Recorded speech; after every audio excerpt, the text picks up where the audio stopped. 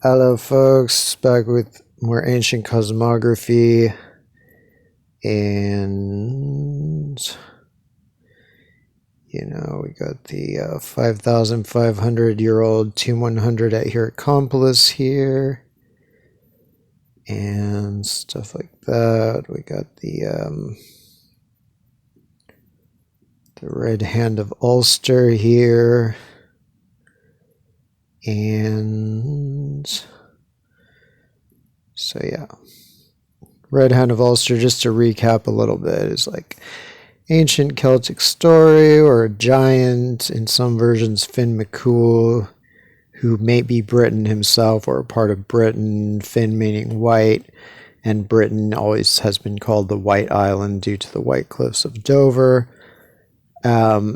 He's trying to become Lord of Ireland, but he's competing with another giant. And the other giant's it's whoever touches Ireland first. The other giant's about to touch it. So Finn, in this version, Finn McCool cuts off his left hand and throws his hand at the shore. And since it's whoever touches Ireland first becomes Lord, so then he becomes Lord of Ireland. And so I'm pretty sure, just based on looking at Google Earth and knowing that a lot of ancient cosmography, or a lot of ancient mythology is geography. It might be about equal parts astronomy and geography, but it might even be more geography than astronomy, honestly. That's what it's starting to seem like, but was a lot of astronomy. I think the Celtic Cuchulainn Lane might have been astronomy. But, so it shows this, I think this is his arm. This is the left arm being Argyll, Kintyre, Knockbracken, on this whole Argyll Peninsula. And then the Red Hand of Ulster is just these hills that are actually brownish red, but I increased the not the exposure but the saturation on the photo just to bring out the red color, but it was really brownish, reddish brown. But for the geography, you got to be very specific. If you just say brown, that's kind of everything. So red is more it's a more reddish brown, I guess.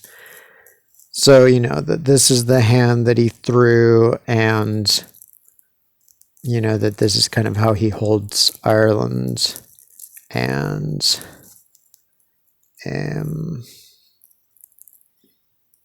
and that this is the 5,500-year-old Egyptian avatar of Britain holding Ireland, and and it's the same thing. This is his arm right here, Argyll Peninsula right there, and then his hand is basically right here in Antrim. And I think in Antrim it's it has a red limestone is what it is. It's the soil is made of and the rocks and stuff are made of red limestone in a lot of that area. And then there's the green glens of Antrim that kind of separate the fingers. So, and then he's holding the Outer Hebrides, and he has Wales here, and Ulster, Connacht, and Munster. But I think there was something else I was going to show about that. Oh, yeah, I think, yeah. See, this is something I found online because I know that the ancients had a very intricate system of interrelation between geography and astronomy. And so this might reflect that. I mean, there's a chance this is just something modern, but it may well be ancient, because I think this type of thing was part of the ancient traditions. So it would be that the whole planet is separated, you know, not just the sky, but the earth is separated into different constellations, you know. So I guess I would be Scorpio. Basically, I'm right between Scorpio and Sagittarius. And then I guess they relate it to the 12 tribes of Israel, although somebody was recently telling me there's not 12 tribes, there's actually, but anyway, that's how they do it on this. And this, you know, it shows the bear here, and Russia is associated with a bear, so it could be that that's kind of the as above, so below. Although I guess Moscow is probably like over here or something. Such as the such. I'll try to learn more about that. And what else do we got? You know, the ancient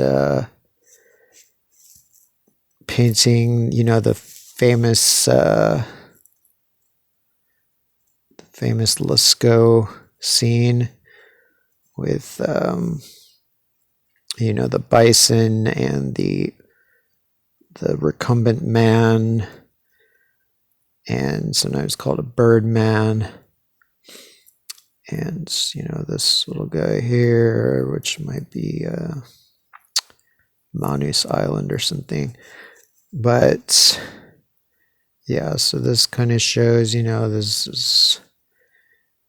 I think this is a better one. This version of this, well, yeah, I guess this one is better for the recumbent man, and this one is better for the bison. So recumbent man seems to be Papua, you know, his penis seems to be Papuan Peninsula here. His legs seem to be New Britain here, and his feet seem to be the Solomon Islands down here. And his face is Torilla Peninsula. His horns are like, I forget what this peninsula is called, and I think Camp Island or something. And, you know, he has the spear sticking through him, and, you know, all the things. So, you know, I think basically all the cave paintings were maps. You know, people think they were just painting some, you know, like, oh, they bagged a big fish or a big bison, so they just wanted to paint him. I mean, you know, like as if all the best hunters just happen to be fucking like, you know, Leonardo da Vinci and with the paintbrush. No, these are maps. And let's see.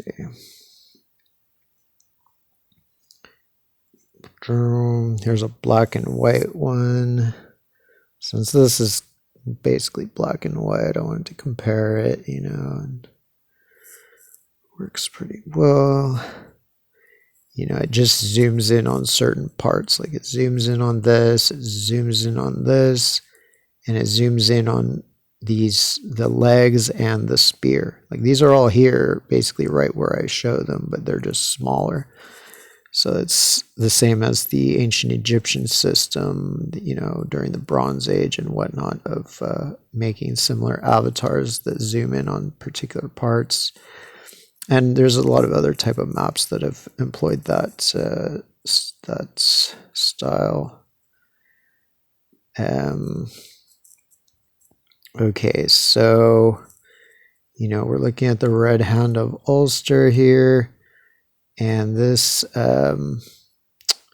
describes that region of Antrim where my paternal ancestors are from, right there. My maternal ancestors are from here, or at least my mom's paternal ancestors are from here.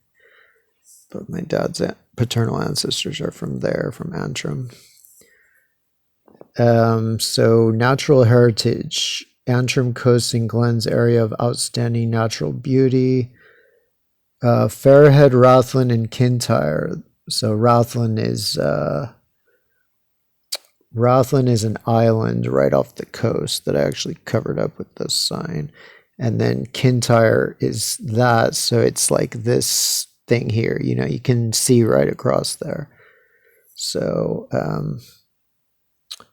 Fairhead, Rathlin, and Kintyre. The geology of the Antrim coast and glens is dominated by tertiary basalts which formed part of a massive lava flow some 55 to 60 million years ago, overlaying other older sedimentary rocks including sandstone, shale, and limestone. In the northeastern part of the area, the basalt has been eroded away to reveal silvery schists more than 300 million years old. This has created a landscape of many contrasts with red sandstone. Okay, so sandstone, I'm saying. Okay, so red sandstone must be what's up on the hills, the Antrim Hills, and then white limestone, which is what Britain was named after, the white limestone of the White Cliffs of Dover. And then black basalt and gray clays, often reflected in place names such as Red Bay, Black Cave, and White Bay. So I think Red Bay is somewhere right around here. I don't know. It's in there. The area is also characterized by a series of deep glens running eastward to the North Channel, known as the Nine Glens of Antrim. These are the product of glaciation and were formed during the last ice age. So that's the glens that delineate the fingers. There's also some of them that are further on that separate the hand from Slemish Mountain up here. But then Belfast's further up there, and the Giant's Causeway is like a little further this to the right there. And what else we got? Red Bay Castle. So yeah, the Red Bay is right there, right on the hands. Northern Ireland, situated on the road to Cushendall. I like the terminology, like the nomenclature. I used to listen to BBC Radio Ulster a lot when I was, working on my book about the Ulster Scots, which I'm still really haven't quite finished yet, but I love a lot of the place names. So yeah, this shows, I think this is an elevation map.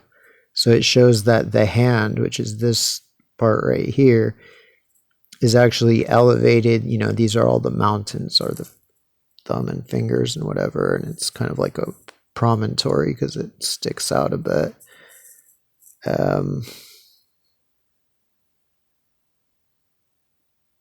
Let's see.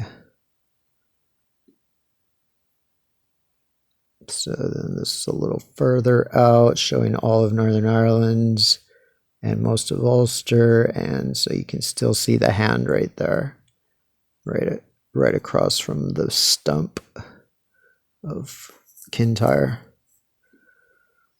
There's like a song called "The Mull of Kintyre" by like Paul McCartney, I think.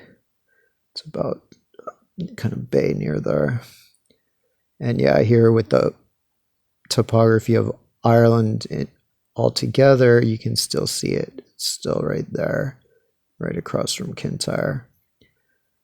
So, you know, it's a real promontory, like Gibraltar or Almina. And what the hell? So, you know, these are some of the things. Oh yeah, I was going to compare that to something else I had found.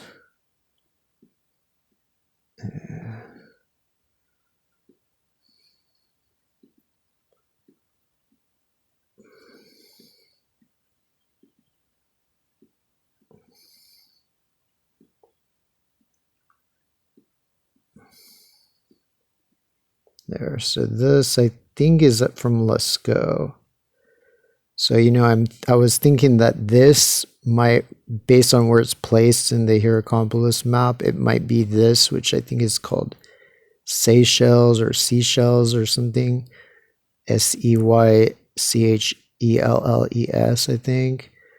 And so, yeah, I think this, and it has this kind of like long nose sticking out. So it's really a major seamount. It's very little actual islands.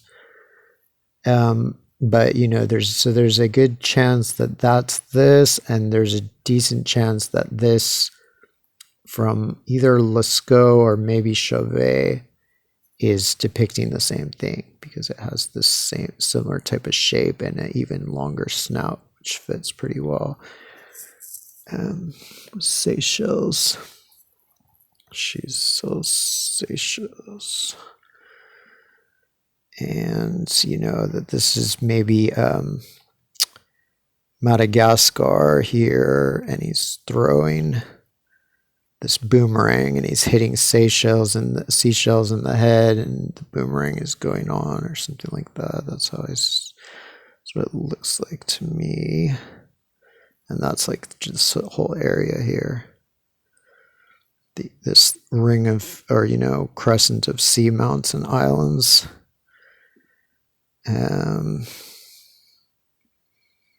Maldives, so this might be depicting the Maldives or the Maldives or whatnot.